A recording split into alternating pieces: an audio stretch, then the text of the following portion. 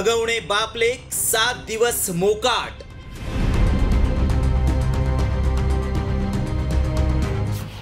होते फरार पण वापरायचे थार।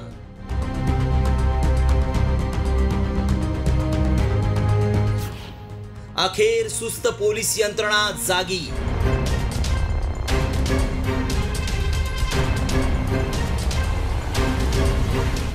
घरातल्या सुनेचा हुंड्यासाठी बळी घेतला आणि नंतर अटकेच्या कारवाईला घाबरत फरार असलेल्या हगवणे पिता पुत्रांना अखेर 7 दिवसांनी पोलिसांनी बेड्या ठोकल्या।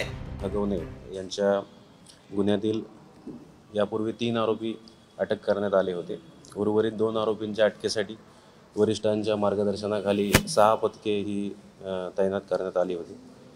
पैकी 2 आरोपी जे आहेत राजेंद्र तुकाराम हगवणे सासरा आणि सुशील राजेंद्र हगवणे दीर त्यांना अटक करण्यात आलेली आहे। स्वारगेट परिसरातून या दोघांना ताब्यात घेतलंय।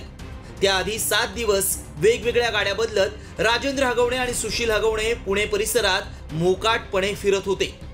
मात्र राज्यात वैष्णवी हुंडाबळी प्रकरणी संतापाचा उद्रेक व्हायला लागल्यानंतर पोलीस यंत्रणेला जाग आली आणि पोलिसांनी त्यांना स्वारगेट परिसरात अटक केली।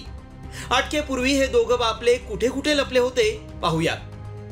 17 मे 2025 इंडिवर कारनं औंध रुग्णालयात वैष्णवीचा मृतदेह पाहण्यासाठी गेले। अटक होण्याची शक्यता लक्षात येताच गाडी बदलत थार गाडीनं बावधनच्या मुहूर्त लॉन्समध्ये लपले। 18 मे 2025 पुण्यात पवना डॅम इथं बंडू फाटक यांच्या फार्म हाऊसवर मुक्काम ठोकला। 19 मे 2025 साताऱ्यातील पुसेगावमध्ये अमोल जाधव यांच्या शेतावर हगवणे बाप बेटे लपले। 19 मे आणि 20 मे 2025 पसरणी मार्गे येऊन कोगनोळी येथील हॉटेल हेरिटेजमध्ये जाऊन लपले। 21 मे 2025 कोगनोळी इथं मित्र प्रीतम पाटील याच्या शेतावर लपून बसले। 22 मे 2025 तळेगाव दाभाडे आणि त्यानंतर स्वारगेट मधल्या सीसीटीव्हीत हगवणे दिसला।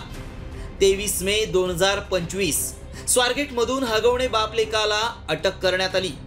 वैष्णवीनं सासरच्या छळाला कंटाळून आत्महत्या केल्यावर 7 दिवसांपासून राजेंद्र आणि सुशील मोकाट होते।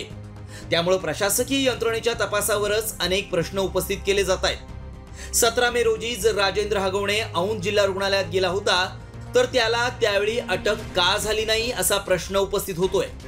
हगवणेच्या पाठीशी कोणती राजकीय ताकद होती की 3 जिल्ह्यातील पोलीस यंत्रणेला हगवणेचा सुगावाच लागला नाही।